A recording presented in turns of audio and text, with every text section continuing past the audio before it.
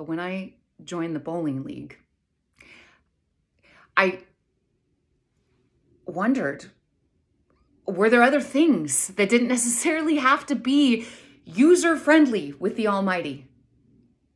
I mean, I tried. I took the vows. I wore the black. I sang the hymns. I said the prayers. I married Christ, period. But something just wasn't working. And then I realized, I think it was when I first made the 3-7-10 split. That was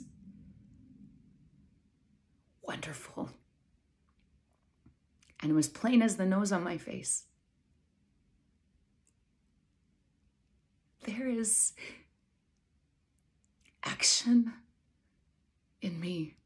There is initiation in me. I am more than a follower.